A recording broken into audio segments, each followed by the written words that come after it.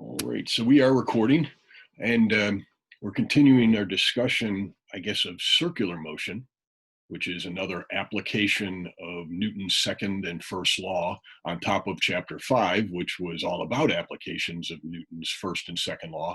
The difference, of course, in that case was motion was along a straight line, and now we're talking about motion along a circle. And on Friday, we spoke of motion in a horizontal circle, like a car going around a turn, uh, using either friction or a banked road to make it move in a horizontal circle. We talked about those tether ball things, what I call a conical pendulum because it sounds better. And we looked at the sum of the forces in two directions, both the vertical and the horizontal direction. And from that, we're able to figure out things about the motion, maybe how fast it's moving or what the normal force might be, all kinds of things. And one of the things I noticed while I was doing some grading, and I will be catching up today. So if you haven't turned in worksheet 6.4, you kind of get a reprieve because I'm not done grading it yet. I've only graded, I think, one or two.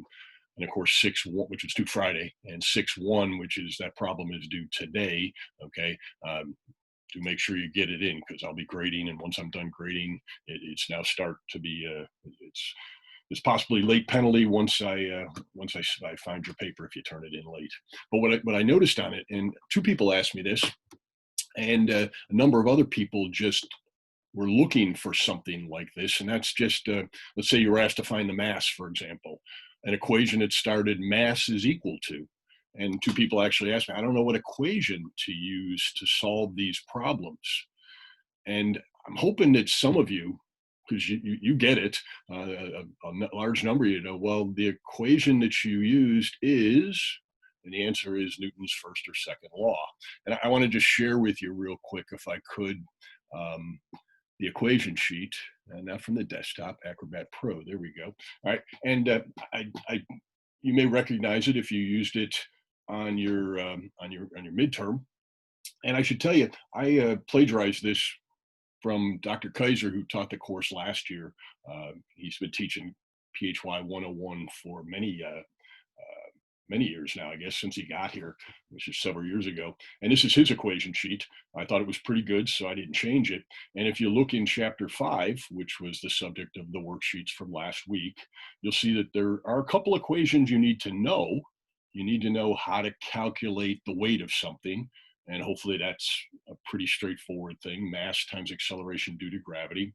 And you have to be able to calculate both kinetic and static friction, and even rolling friction. And I'd argue rolling friction isn't that important, maybe one or two problems that you'll see on that. So those are the equations you need to know. But in order, and of course the drag equation, in order to solve Newton's second law problems and Newton's first law problems, you have to find the net force by looking at a free body diagram and set that equal to a mass times an acceleration, or in the case of Newton's first law, zero acceleration, so you set it equal to zero. And very often in these problems, you're working both in the horizontal, the x direction, and the vertical direction, the y direction. So there's your two equations. Some of the forces in the x direction is equal to mass times the acceleration in the x direction, and some of the forces in the y direction is equal to mass times the y component of acceleration. That's it. To expect otherwise is much like, and I'll give you a chemistry example. I actually used an algebra expression last week where you had to solve an equation that was a parabola, quadratic, by factoring it. You had to do something to the equation. You had to manipulate it to get the answer. I'll give you a chemistry example, and my chemistry knowledge ends at freshman chemistry, okay, which I took 40 some years ago. But if you were to say dissolve 5 grams of salt, sodium chloride, into water, and then somebody would ask you to calculate, well, how many grams of sodium are now in solution having dissolved in the water? Would you go looking for an equation that started with mass of the sodium is equal to, and hope that you just go to equation in the book, or you hunt around the internet and you find M is equal to, and you just plug in numbers and you get the answer? And a couple of your chemistry majors, so hopefully you would think that would be folly. It doesn't work that way. That's not how science progresses. science is a process.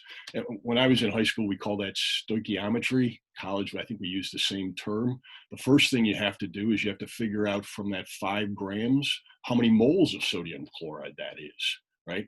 And then you have to look at the chemical reaction, the equation for the chemical reaction. And I would argue a Newton's second law free body diagram is equivalent to that chemical reaction. It's the thing that tells you how it's going to work, right? And so you look and you go, okay, 1 mole of sodium chloride results in 1 mole of sodium. So if I start with 5 grams, how many moles of sodium chloride is that? How many moles of salt is that? How many moles of sodium am I going to have? And then from the number of moles of sodium you can go look up a number on the periodic table, and you can figure out what the mass of the sodium in solution would be. And so again, you figure that out, and that's what we're expecting here in physics as well. You use Newton's second law from a free body diagram. The picture of a free body diagram is like that chemical equation. You have to figure out what it is. You might have to balance charge in a chemical equation. You certainly have to balance the number of moles in a chemical equation. Any event, and so then from that, you're able to figure out quantities that you're asked. And that is the Royal Road. And I showed you a sheet that I posted on Canvas that may help you progress through. But to expect that, if you're asked for a mass or you're asked for a tension, that somewhere in the book or on the internet is an equation that says tension is equal to, well, that's just not how physics works. That's not what we're here to study, okay? And we're here to study the process. I will say this, today there are 5 problems on the worksheet for today.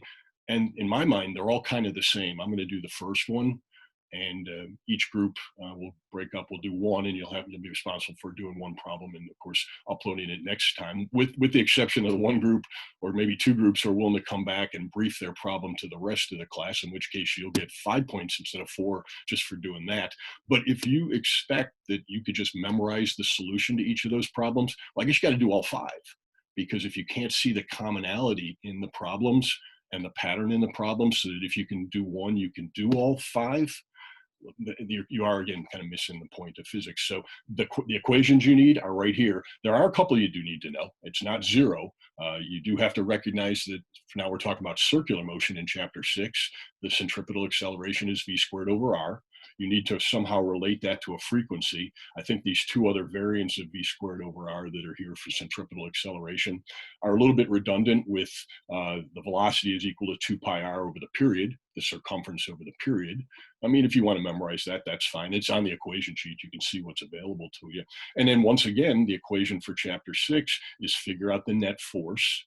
It's the mass times the centripetal acceleration. Now, today's equation, though, if you look, that weight apparent, we're going to be talking about apparent weight today. It's one of the big topics. It is equal to the normal force. That's one of those rules. We say weight that you perceive for being your weight. You only perceive it because of the normal forces that are acting on you. If they don't exist, you're what we call weightless. Okay. It doesn't mean there's no force of gravity acting on you. It just means you have no perception of having weight, because maybe the plane is falling and you're falling with it. And then in that case, you both have the force of gravity. You and the plane have the force of gravity acting on you, but you'll feel the sensation of floating in the plane, and we would say you're weightless. Okay. And so the normal force is the key to figuring out apparent weight, which is the topic of today. And you can see that Dr. Kaiser did include that one equation. I think it really is one that you arrive at, because you can see it's got a plus or a minus sign. It's the centripetal force, what has to be the mass times acceleration. The net force of normal force and weight have to be equal to. But how do you know if it's a plus or a minus sign? And the answer is, of course, going through a free body diagram, writing a Newton's second law equation, and solving for the normal force. And so that's what we're going to be doing here in just a second once I stop sharing this. Any questions on that? It's a little bit of philosophy on problem solving strategy, I guess, in a physics course. And, we started with Newton's second law in chapter 4, spent about a week on it, and those problems were pretty straightforward, much like you might have had if you had a high school physics course. But then obviously in chapter 5 and chapter 6, the degree of complexity of the problems comes up a little bit, okay? Sometimes you have 2 masses you have to work with. So you're doing Newton's first and second law individually on two masses. And that leaves you with a couple of equations that algebraically you might have to manipulate. And that happens sometimes. And that might be the solution to a physics problem. In any event, I'll stop sharing this. Any questions on what I just said? All right, I'll stop sharing this then. And I'll switch over to a couple questions I have for you, if nobody has a question. Just 3 polling questions today, and then I'm going to do a couple example problems. And so poll, I'll try to get the right one here. All right. I didn't want, okay, there you go. And hopefully, well, maybe you're not yet. I'll share the right screen with you. There's the poll, and there's the question. And it says a car is going over a hill. And so if you could kind of imagine that hill that the car is going at least near the top, it may do something like that, but near where the car is, it's moving in a circular path of radius r as it crests the hill. Okay, and you want to imagine a free body diagram on this car, and you might even want to do more than imagine it. Go ahead and draw it. Okay, and then write the correct Newton's second law that results from that free body diagram. It's either A, B, C, or D. And this is, you are virtually guaranteed, unless you make some sort of math error downstream, if you can't get this step right in any physics problem, the problem will go south very quickly. So this is it's the linchpin step. It's the one you got to get. Okay, it's everything else hinges on being able to do this step right here. Give you a couple more seconds. You got about 10 people we're waiting on. They're thinking about it. Scratch a piece of paper, draw the free body diagram.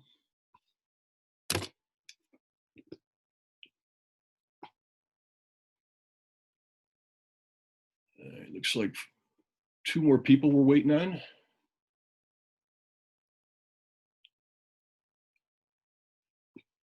All right, we're kind of split evenly. About a quarter of the people, I think, have it right. I have to be honest with you, I don't have the answer memorized. I'm going to have to work it through myself. So we got 25 and we're stalled out on the last 2, so I'm going to end it. And I'm going to share the results with you. And there is a significant step that it's a common mistake. So I'm happy with the people who picked B and C. And I'm going to show you just a mistake that is extremely common. It'll cause you to get a slightly wrong answer. But there's my car right there, because we draw objects as dots in physics, because it's an introductory class. And it's going over the crest of a hill. And so the weight is downward. The normal force is perpendicular to the road, pushing upwards. And of course, the acceleration, the centripetal acceleration, is that way. And so the equation that governs this is Newton's second law, the sum of the forces. One of the hints I said is, hey, call the direction these forces are all in, call it X. So you're saying X is that way, maybe. All right. If you've studied polar coordinates in an algebra class, you may decide a better variable might be R, which is fine. The sum of the forces in whatever you want to call that vertical direction, you can call it Y if you really want to. Okay, it doesn't matter. You just have to decide, and you have to decide which way is positive. Okay, and that's why I drew, let's make positive downward, whether we call it X or Y or R. The sum of the forces, I'm going to go with R, is equal to the mass times the centripetal acceleration. Okay, and so now let's be consistent. We have the normal force up, we have the weight force down, and that's why B and C look pretty good, right? If you went either A or D went that direction, the question I would ask you is, why are you adding those 2 forces when they're in opposite directions? Okay, so normal is up, weight is down. And I guess now, as soon as I wrote that, I've changed my coordinate system, haven't I? I've made up positive, haven't I? And it's arbitrary to pick, but once you pick it, let's be consistent with it, okay? And so normal up, weight down, and what direction is the centripetal force? The answer is it's down, right? The velocity vector is changing this way. That's a downward change in the velocity vector. And so the acceleration is also down. And so the problem is B doesn't have a negative sign there, C does. And so the equation, which is consistent, and it might not have been the coordinate system I'd have chosen, but the equation is consistent with with the answer in this free body diagram, is C. If you had written weight minus normal force is equal to mv squared over r, would you have been correct? Let you think about that for just a second. That would have been the equation you would have resulted if you had made downward positive, which is what I was tending to do initially. Nothing wrong with it. Yeah, because look, if I just took every term in the right answer and I multiplied it by -1, it would make the normal force negative, the weight force positive, and the centripetal force, the result of those, mass times acceleration, would become positive. Every sign would be flipped, which is exactly identical to the right answer. So I could live with either of these two. And you should understand that in a problem, I would have an expectation as I'm grading it that most of the people might do it one way, but a number of people might see it the other way. And both of these two are legitimate equations to derive. I know that that word is fallen out of vogue in high schools these days, but to derive the right equation from which you solve this problem. Okay. Well, obviously, I think C is better because if the next step is to solve for the normal force, I would just easily be able to bring the weight to the other side of the equation. Okay. And I think that would be our result for what the normal force is. And so let's stop sharing, go on to the next question. And as a result of what I just wrote right there, is the apparent weight of the car less than, well, greater than, less than, or the same as the actual weight based on what I just wrote? And the first person in gets it. Yeah, you see the point here. And I'll rewrite what I think I just wrote there. Weight minus.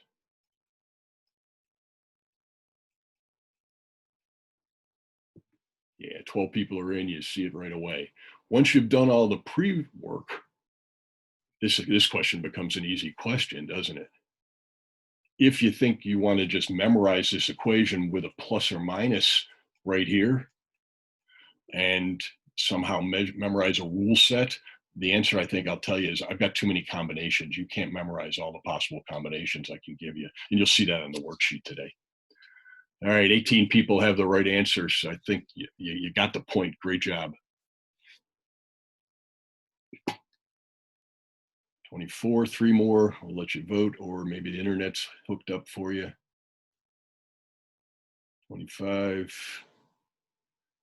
All right, we'll stop right here and I'll share you the results. And absolutely, once you've arrived at this equation from a free body diagram and applying Newton's second law, the answer is obvious. I'm subtracting off mv squared over r from the weight. So that must mean the normal force is less than the weight. The normal force is the apparent weight. The apparent weight is less than the actual weight. Pretty straightforward mathematics right there. So, but the hard work was, the heavy lifting was on the first question. All right, last one here, and then I got to share the results, I guess. Yeah, see, 21 people out of 27. Good work. Let's move on to the next problem. I didn't label it, but you may remember the Dukes of Hazzard. I don't know if you see it in reruns or something like this. This was the car when they were evading the police or whatever. It would often go airborne. Okay, and what's the apparent weight of the car, assuming it has a mass equal to m? Is it mg, greater than mg, less than mg, or zero?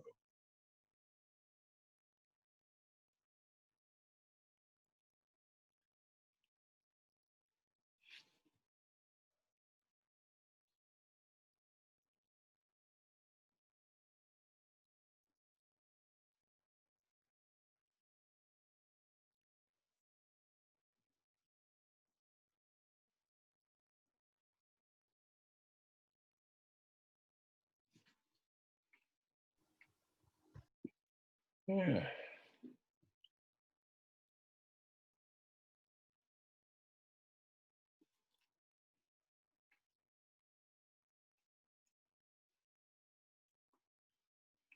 25, two more people, maybe not. We got 25 last time. I'm going to just end it without saying a word and share the results. And then I'm going to draw a free body diagram. There's the car. There's weight.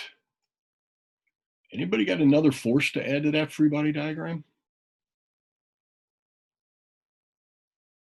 Now it's moving through some sort of path, okay? So maybe there's an acceleration, well, just an acceleration. So just v squared over r going that way. But does anybody see a normal force? It's not in contact with the road anymore. It's airborne. There's just air right there, right? It's what's the snowboarding expression? Catching air, I guess. Is that what we say? Right? So there's no normal force. And we said apparent weight is equal to the normal force, which is equal to 0. So the best answer here, by definition, 0. The car is currently weightless. Okay, it's free fall. Free fall is a state of weightlessness. If you're in the car right now, you may be, if you're not seat belted in, kind of floating around in the car for just a second until it finally lands. And then, of course, you regain your weight. The car itself is weightless at this point and has no apparent weight. And that's the definition. Figure out what the normal force is. And once you figure out what the normal force is, that's the apparent weight. Questions on that? It's just a definition. You may not like it, but it is the definition of weightlessness. As I said, weightlessness doesn't mean you have no force of gravity acting on you. Clearly, there is a weight force pulling down, and we're going to talk more about how big that weight force is on Wednesday. We'll be talking about Newton's law of gravity. Okay, so we'll come up with another way other than just mg to calculate that weight force, because mg only works when you're near the surface of the Earth. What if we're doing problems for satellites or the moon or planets going around the sun, where you're very far away from the object that you're weightless with respect to? How can I calculate the weight force? That's coming Wednesday, and we'll continue on with that discussion on Friday. But the answer is you are you're in what we call weightlessness, because you will be floating relative to the thing you're in. And that's what would be happening here. All right, no questions then. I'm going to go do a problem. So I have to shift screens here for just a second. So stop sharing this. Chance for questions. Anybody have any? All right, we'll go over to Notability, and I'll show you the worksheet. Oh, no, I have one more here before I leave. Sorry. Lost track of something. Let's go back to sharing this. I'm going to do 2 problems, I think, as I said. And so here's the first one. And it's a discussion problem. It's a design problem.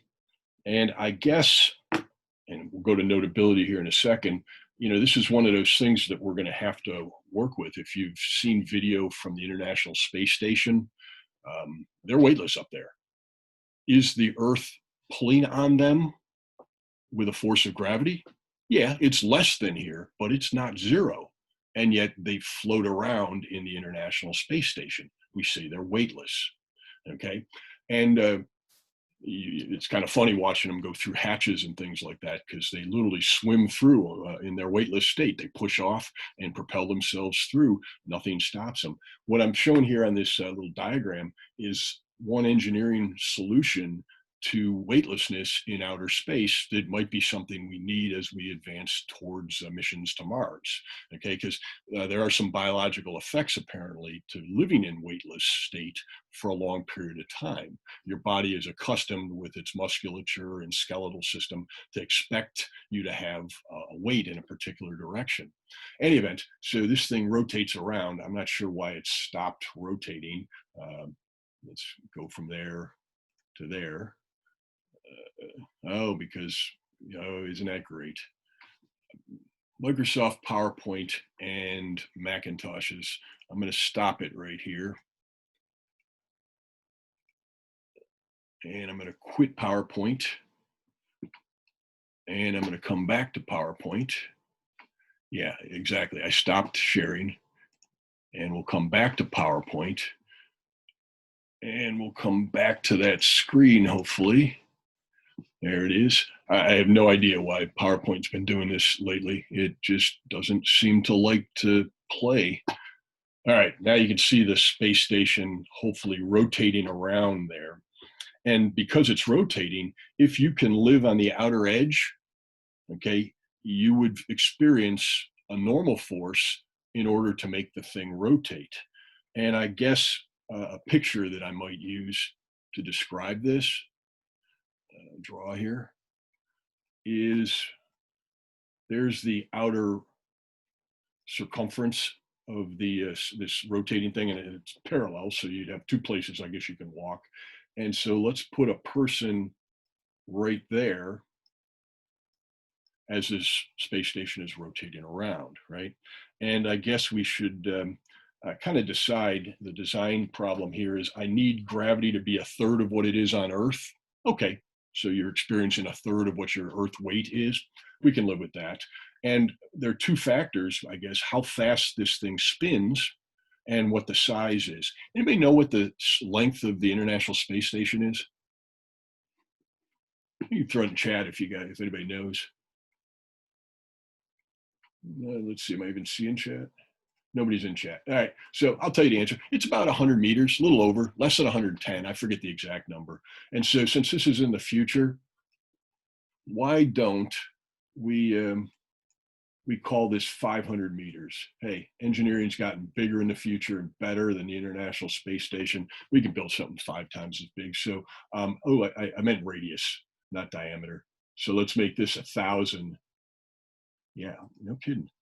1,000 meters is the diameter, so the radius is about 500 meters. Okay, engineered upwards.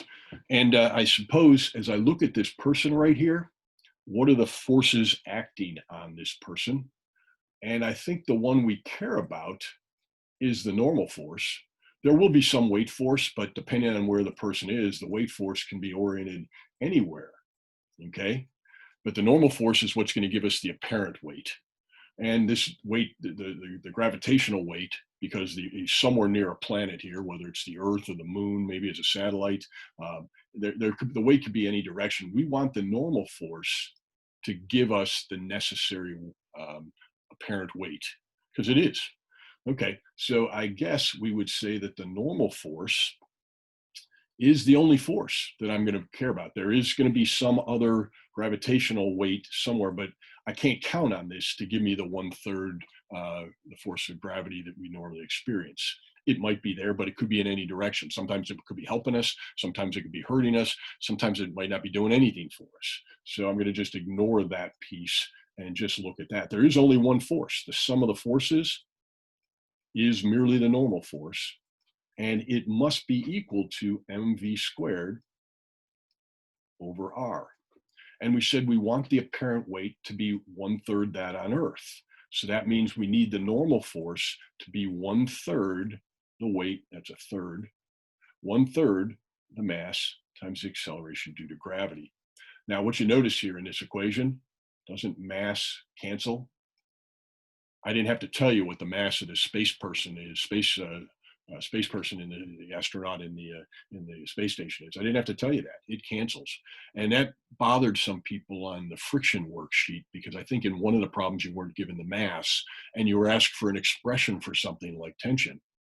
Well, that means you can't get a final number. You can only express the number times the unknown mass. And some of you, I said, hey, go ahead and assume it's 1 kilogram if you don't need it. Just write, I'm assuming it's 1 so I can give you a number. Okay. But the other option is just write in mathematical expression, some number times the mass that you don't know. Any event, it cancels, often does. And so what I think I'm left with is the speed of this thing squared. Bring the r over to the other side of the equation. It's just r times g. And then, of course, there's that factor of 1/3 in this problem. Okay, and that's a v. So a lousy looking v, but that's what it is. So if I'm looking for the speed, I guess it would be the square root of r times g divided by 3. My penmanship here isn't great, which is the square root of, we said, 500-meter radius, 1,000-meter diameter. Okay, so I'll put in 500 meters right here. And then g is 9.8 meters per second squared. And of course, I got to divide that by 3. And let's see, I got a meter times a meter. It's a meter squared per second squared. That's good, because when I take the square root of a meter squared per second squared, I'll get a meter per second, which is the velocity I need. And when I put that into my calculator, I got 40 meters per second. Okay, reasonable numbers. So that means right here on the edge, where this person is walking, the speed of the rotating object has to be 40 meters per second. And then, because its centripetal force is necessary as the normal force, the person would experience a normal force of 1/3 the gravity on Earth. Okay, pretty interesting thing to do, and that's why you'll see in science fiction movies all the ships are rotating typically like this, because that's how they overcome the issue of weightlessness. All right, any questions on that? By the way, if you're wondering, boy, that seems a little fast. A sprinter only goes 10 meters per second on a 100-meter dash, roughly. Okay, 100 meters in about 10 seconds, maybe a little less for the Usain Bolts of the world. But this is fast. But the question, I guess, and we'll be able to answer this next week, because we'll be talking about circular motion, is what is the rotating speed? And I'll just tell you, because you'll learn this calculation next week, it's less than 1 revolutions per minute is all the spaceship has to do in order to give us this apparent gravity. And that calculation is one that you'll be able to master next week. That means about a period of about 80 seconds to go around one full circle. Okay, that's probably engineering wise doable. Okay, for something that big, and so it is a possibility and almost an enabling technology in order to get to Mars. All right, I'll stop sharing this, which I was doing before. Questions on anything I've done so far? I would not. I would point out, I don't think that equation, the square root of g times r divided by 3, is on any equation sheet. You may find the square root of g times r appearing over and over again. It seems to be a combination that comes in a lot of problems in physics. We'll see it again on Wednesday, but it isn't one I'd memorize, because you see, I got it simply by setting weight, mg, equal to mv squared over r, right? And if ever in a problem you're doing that is the result of your Newton's second law from your free body diagram, well, that will be your result. V is the square root of g times r. Okay, I will now move on to sharing with you my my worksheet for today. All right, and so let's do that. And hopefully you're seeing, yep, I can see the green border. You're seeing today's worksheet. And I'm just being a little clever here. That's just a biplane going around in circular motion in a vertical circle. And if you've ever seen this, if you collect stamps or know somebody who does, this is one of the more rare stamps that the US ever printed, because they made a mistake. They actually printed the biplane upside down. And so that allowed me to have a nice biplane going around in a vertical circle. At the top, it's upside down. And you'll see when it gets to the bottom, I guess I can get rid of this. When it gets to the bottom, the stamp has to be upside down in order to get the biplane the right direction. And so some of you will solve that problem. It's not a real hard problem, I think. It should just take me a second to do based on everything that we've shown so far. And I guess the pilot of this plane is doing a loop-the-loop, and it's moving at a speed of 135 meters per second. The radius of that circle, which I guess is right here. That's the radius of the circle, is, what did we say, 400 meters? Okay, and I want to know what the pilot's apparent weight at the top of the circle is. If his mass, and the pilot that's sitting right in there, okay, the pilot is sitting there, has a mass of about 73 kilograms. That's about 160 pounds. So I was trying to use a typical weight for a guy. All right, any event, so what's the free body diagram look like? And there he is at the top. I'm talking about the pilot here. He's going in this circle. And so what forces are acting on him? Well, the force of gravity and the normal force. Both are down. Oop, that's supposed to be an N.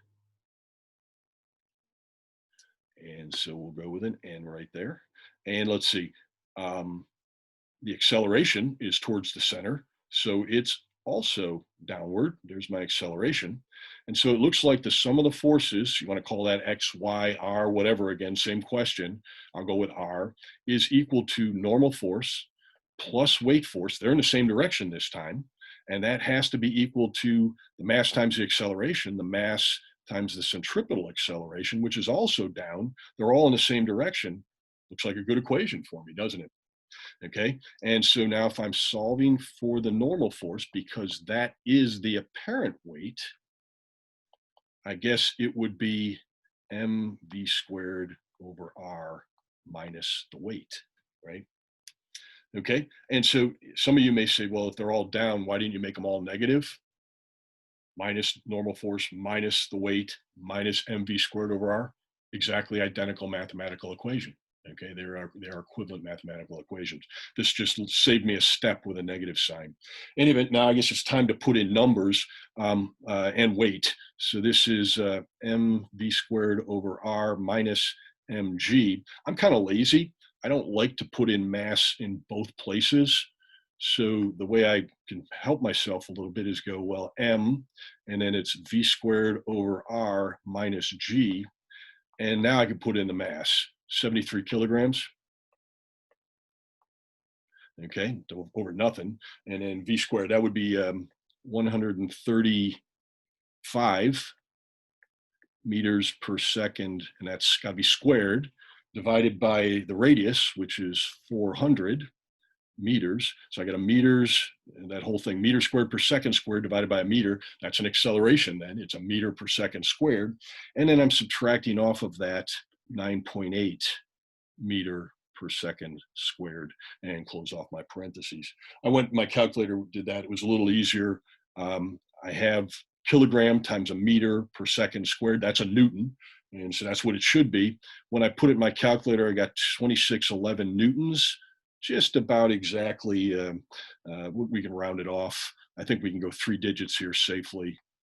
That's how many Newtons. And just for comparison, if you looked at the weight on Earth when the pilot isn't going on a loop-the-loop, just m times g, it would be 73 kilograms times 9.8 meters per second squared.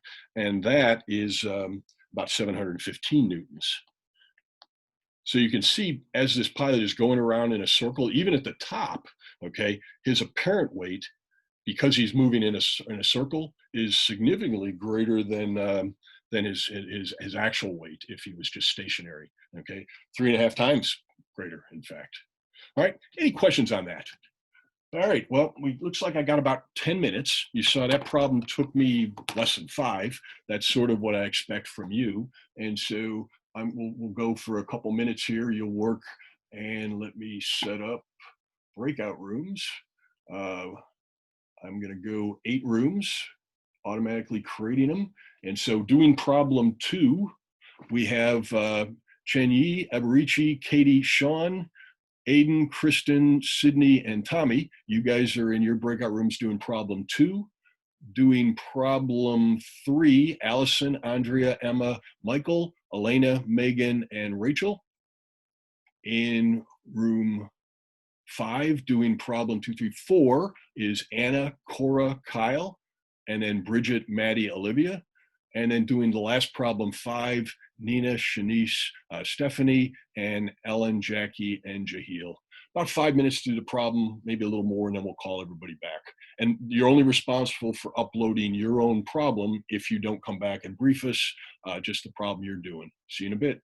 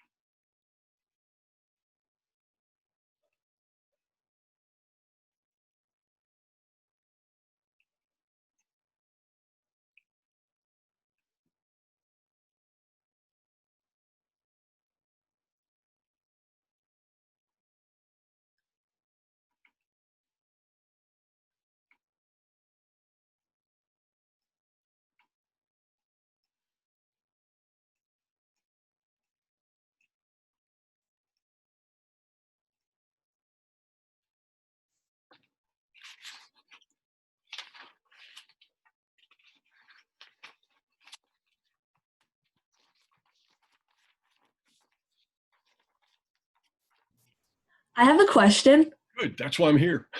How would you suggest like setting up the problem? Okay. The first thing I would do, is draw a free body diagram. That's got to be your first step each time. Hopefully you can see, Yeah. excuse me, my whiteboard. Yes. And you're doing problem 5, right? Mm. Okay. So you got this ball right here, and it's got some tension, and there's the center, and it's going around in a circle, I guess, this way. That's a lousy looking start of a circle, but hopefully you got the idea. Okay. So let's see. What are the forces acting on the ball? So free body diagram. What do you think? Is weight? Absolutely. Yep. And it's downward, right? So there's the weight. What else? What's the string doing? Tension. Tension. Sure. Yeah. So you got tension, and they're both pulling downward, right? Yeah. Okay. And it's going around in a circle. And so we said the centripetal acceleration also has to be downward, right? Yes. Okay. So that must mean that the sum of the forces are the two you've drawn. Can you think of a third? I can't. No. They're both in the same direction. So you add them, weight plus tension, and they're equal to m times v squared over r. And so that's the Newton's second law equation that dominates this thing. Now, it says, what's the minimum speed? If you ever turn something in a vertical circle, at some point, the minimum speed that you can go, the tension, as you slow it down, will get less and less and less. And eventually the tension goes to 0. And if you go any slower than that, it doesn't go in a circle anymore. Ropes can't push, they can only pull. So that's kind of the limiting thing, tension going to 0. And so then you just go mg is equal to mv squared over r. We talked about that, the result here before, right? And so that's the deal. And so now I guess you can now calculate the minimum velocity right here. And that's the velocity at which the tension just goes away. Every time you go slower, the tension gets less and less and less. How's that? Get you going? Yeah. Now you just solve. And it's that same equation, square root of GR.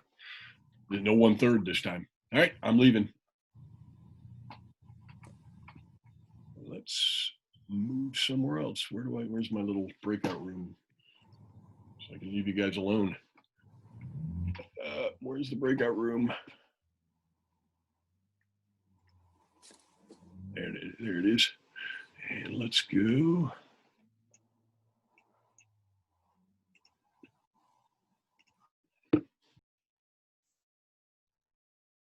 All right. Any questions from anybody? Do you have the free body diagram? Is anybody alive? Yeah, I'm here. I'm trying to work on it. Okay. What's your free body diagram look like? Hold on. You guys are doing problem 5, right? Yeah, I'm a little confused. I was looking at the wrong problem this whole time. All right. Here, so it should be a ball, right? Yeah. And it's on a string. And This is kind of like one of the problems we had for homework, I think. All 5 of these problems are very similar. Only this one's vertical as opposed to horizontal. That's the big difference. Yeah, so we're only actually able to solve it right here at the top. Sometimes we solve the problem at the bottom. If I just put it at any angle, it'd be really hard to do. Anyway, so let's draw the free body diagram. What are the forces acting on that ball? Okay, one of the forces is it going to be kinetic force? Well, are you thinking friction? Because it's not rubbing against anything. There's no friction here. It's just a ball at the string. Ball and piece of string. Think about like, I somehow glued a string onto a ball and I was just swirling it around in a vertical circle. So what's the string do? There will be weight. There's absolutely weight. Okay. Always a real weight. M times G, right? What else you got? What's the string doing? They pull, right? What do we call the string pulling? I don't know what that's called. Tension, right? Yeah. Just like in the pulley problems, strings pull with something called tension, and it's going to pull towards the center of the circle, right? So a tension. And because this thing's moving in a circle, we said there's a centripetal acceleration, and it's that way. And so it looks like the sum of the forces is equal to both tension and the weight pulling down. They're both in the same direction. So on the free body diagram, do you not have to write the centripetal force? Do I have to write which? The centripetal acceleration? I draw it off to the side just to help myself. It's probably better technique to put it right next to the free body diagram as you're suggesting. Okay. Just so you don't forget. Okay, but then that's equal to m. That's times the centripetal acceleration, that's a c right there. It's just a lousy looking c, which is m times v squared over r, right? Yes. Okay. Now this problem asks you for the minimum speed. And I don't know if you ever had this experience, but if I slow this ball down, one of the weight's not going to change, but as I slow it, the tension will get less and less and less. And then eventually it'll be going so slow that there'll be no tension. Well, ropes can't push, strings can't push on things, they can only pull. So at some point, the tension becomes negligibly small, Mm-hmm. and then you're able to figure out what the speed must be, okay? Because the weight is mg. All right, notice the mass cancels, and you can solve for what that speed would be when the tension just goes to zero. All right, and that's the slowest it can possibly be. Does it make sense? And the heavy lifting was the free body diagram, writing a Newton's second law equation, setting it equal to mass times centripetal acceleration. Good to go? Yes, thank you. I'm going to leave and get one more group here, visit one more group. If I can find it, chat.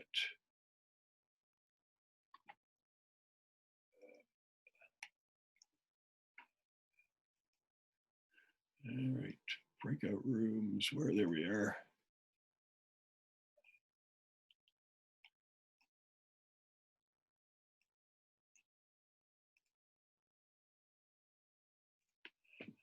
Thousand Mm-hmm. equals negative 500 v squared over 15. So that gives us v squared alone. And then we can plug in v squared to get n. Does that work? Or did I just write all that for nothing? Well, the 5,000s would cancel. So then we would just be left with those two. Yes. And you just have to figure out how to set Cancel the... that 5,000. Because I'm looking at the equation right above. Which problem are you doing? Is you 3 or 4? Or You're doing 4. Okay. Oh, okay. No, you're all right. No, I agree with you now. Okay. And I guess, what happened to weight? Yeah, I'm gonna go back. Right here. I think I like that one. You're doing 4, you said, right? Yeah. But you don't have a free body diagram, so you got normal force that way, right? Isn't the weight also down? Well, isn't the normal force up because they're on top of... Yes, it is. Yes, it is. Yeah, okay. So I can, yeah. They are on top. I was looking at the diagram wrong, thinking they were underneath. Yeah, so you're good. Normal force is up. Weight is down. And so I'm good with this then. Good equation. Yeah. Okay, now the next question, I guess, is when they're just going at the maximum speed they can go at, almost be doing the Dukes of Hazzard trick where the normal goes to 0, right? And so why not set that equal to 0? Because that's just as they're going airborne. Because the problem says that it can't be 0? Wrong Well, thing. it doesn't say it can't be. It just says if it is 0, it means that it left the track, which it didn't. So it's just on the verge. So why not put it at that limiting case? And then I think you can solve for the velocity right from there, can't you? Okay. Does that make sense? Wrong thing. So just let that go to 0 and now just solve for what the velocity is. You were kind of heading that way, this way, because it looks like, but you made the weight go to 0. Make the normal force go to 0 and use the weight. All right. Hey, I think we're done here because it's about 19 after. I got to call everybody back. But you're Okay. really close. Yeah, your free body diagram was good, and your equation from Newton's second law right on the mark. So that's good. All right, we'll leave you guys alone. Do all that real quickly. All right.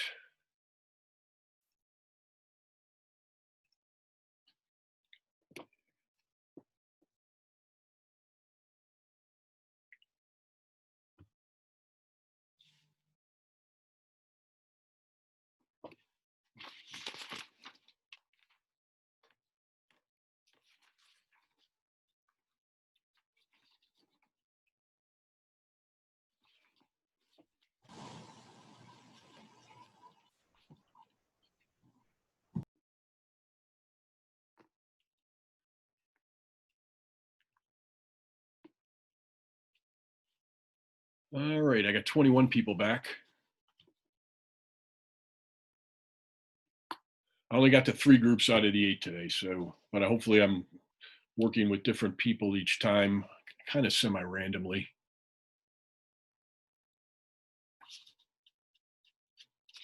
And before we break, are there any questions on how to draw your free body diagram?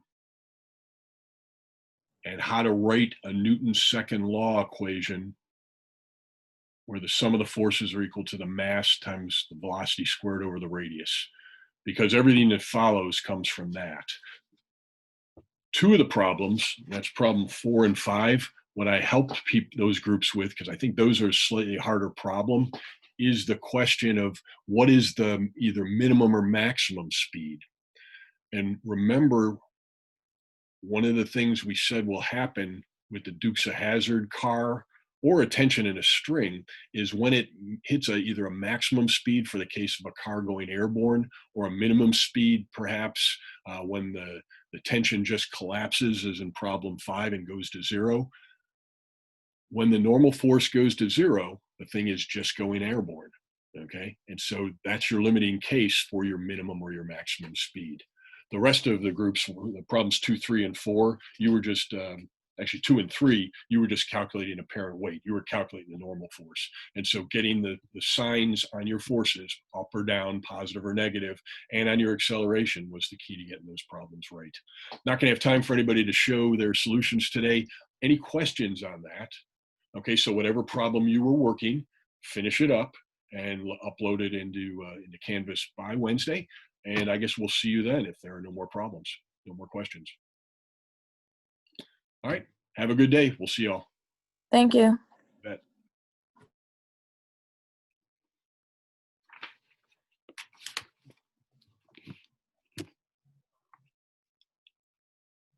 I want to talk about office hours.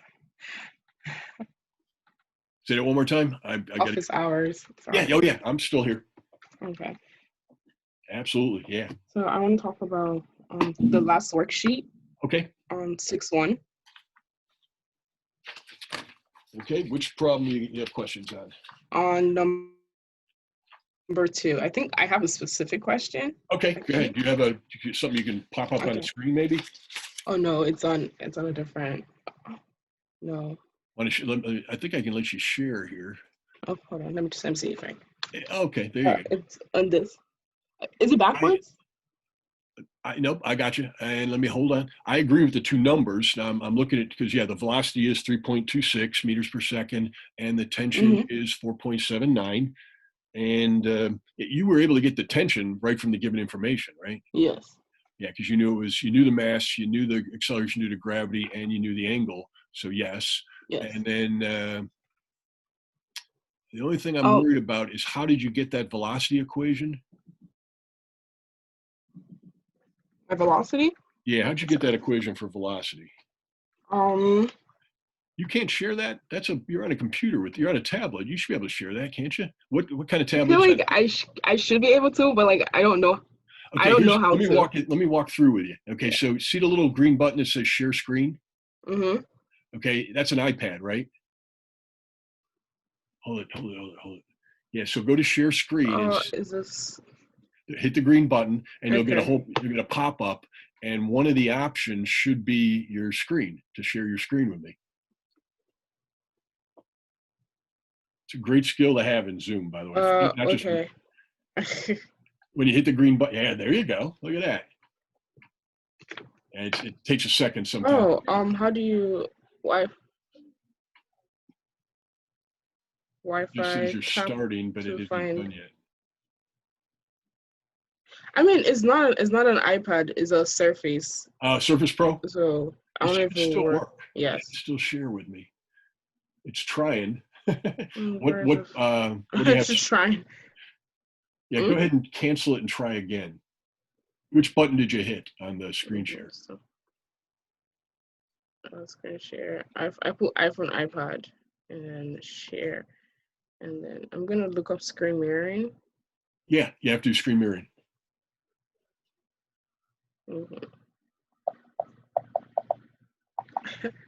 I feel like there's a better way of doing this, and like Believe me, I do. just was like, I'll Screen just mirroring show. takes a second to do. I have to go through that when I use Notability.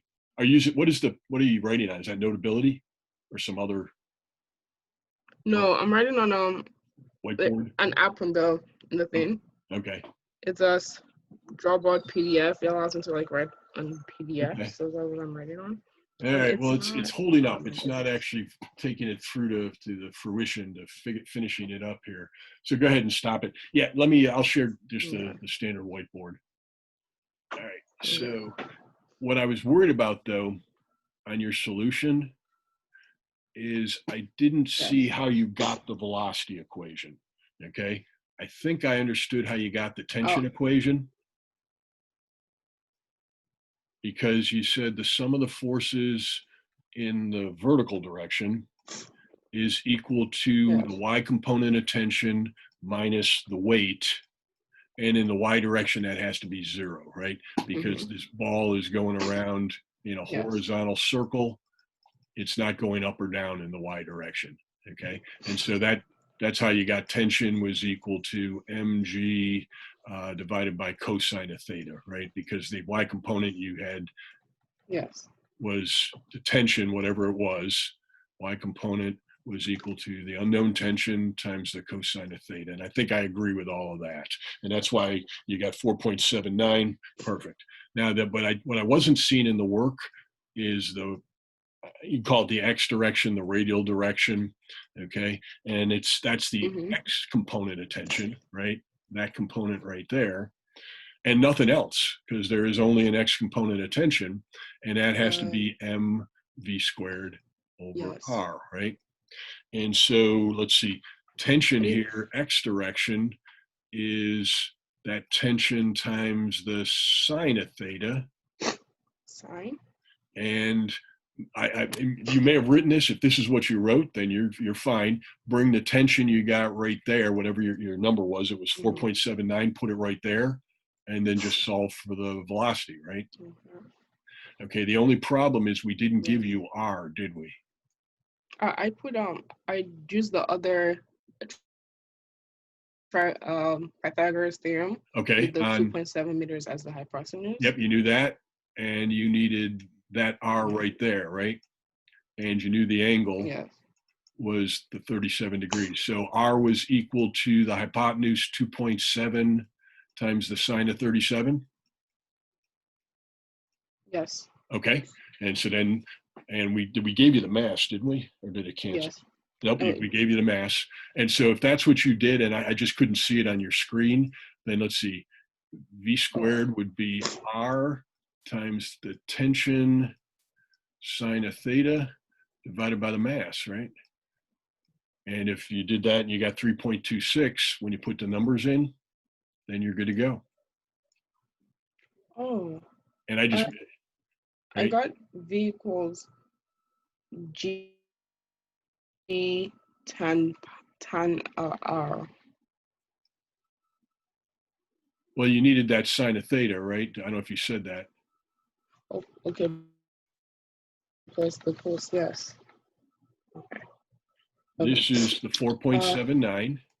Because I found that one. I found the v before I found the tension, which I don't know why. Well, you could, because it should cancel. Right? So the other way I guess you could have done this rather than the number is right here. you could have said tension times the sine of theta. And let's see, from up here,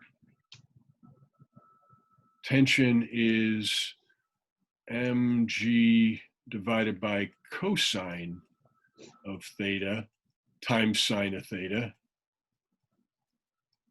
would be equal to mb squared over r, right? Yes. Is that what you did? Yes. Yeah, so you took the tension, plugged it in symbolically, Yeah. and then, of course, sine over cosine, you could have replaced that with tangent, and then you'll notice the mass does just cancel. And so v squared is equal to g times r times the tangent of theta, or the sine of theta over cosine. So if you did Yes. that, that's fine too. Yeah. That's just a different direction. Rather than you're waiting to put in numbers till the very end, and that's actually better because then you didn't have to notice if you do it my way, you first multiplied by the mass and then you had to divide by the mass. And so that's extra keystrokes in the calculator. Your way is actually more efficient. And my question was, so in finding the tension, I plugged it back into the equation and I found the 4 point something, but then I went back to the PowerPoint and then there was, sorry, hold on. It's pretty much following the PowerPoint, I think, isn't it? Sorry, hold on. I think I might have gotten something mixed up. No, what your work is, I think, mirroring pretty much exactly what the PowerPoint does. Yeah, so you're fine here. I'm so sorry. Yeah, everything you're doing is, you might have just done one step. I did one step in one order. You did the other one first, then the second. But that's style on how you do your math, how you do your algebra. But Okay. Everything you've done here is just fine. So what I did was, on the PowerPoint, it said 2 pi, tension equals 2 pi, L equals, oh, no, that's not tension, theta that's over period. G, the squared. I was that period. Yeah. Yeah, that's okay. And we do that in physics, and it's just, you got to tell from the context. Yeah, period. And so, for example, if you're ever trying to find that velocity, right, it's 2 pi times the radius, the circumference, how far it goes in one circle, divided by the period t. Okay. Yeah, and so it means something different in that context. Okay. And that's, I gotta be honest with you, that's why sometimes it's better to use F sub t for tension, because then there's no ambiguity there. But our book uses t, so I go along with it. Thank you. Because I tried to plug it in and I got the wrong answer, so I thought. Yeah, no, that period, that t means period, so it's not gonna get you there. All right. That was my main question. That's your big question right there. We worked through it eventually. Yes. All right. Yeah, t means period when it's 2 pi r over t. Anything else I can do for you today? Thank you. All right. No, you have a good day. As of right now, no. All right. Super. Thank you. Well, I'll be back at 10:30 for some people who can't make the 9:30 session. So I'll be hanging around here if something else comes up, and just log back in. Okay. Talk to you later. Okay. Bye-bye.